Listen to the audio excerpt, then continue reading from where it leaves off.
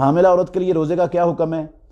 حاملہ عورت روزہ چھوڑ سکتی ہے اگر اس کے بچے کو نقصان دیتا ہے روزہ، یا اس کی صحت کے لیے نقصان دہ ہے تو اس کو چھوڑنے کی اجازت ہے، لیکن بعد میں قضائی دے گی۔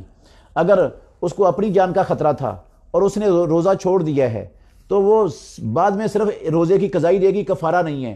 اور اگر بچے کی صحت کا خطرہ تھا، اس کو بچے کی وجہ سے روزہ چھوڑا ہے حاملہ عورت نے، تو وہ بعد میں اس روزے کی قضائی بھی دے گی اور اس روزے کا کفارہ بھی دے گی۔ کفارے کا فتویٰ عبداللہ بن عباس رضی اللہ عنہما کا ہے، انہوں نے وَعَلَى الَّذِينَ يُطِيقُونَهُ سے استدلال کیا ہے۔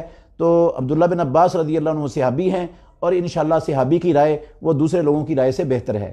اس حوالے سے یہ جو تجلیات رمضان کا سلسلہ چل رہا ہے فیس بک پر بھی، یوٹیوب پر بھی، اس پر ایک مستقل کلپ بن چکا ہے، وہ انشاءاللہ الرحمن آپ کے سامنے آئے گا۔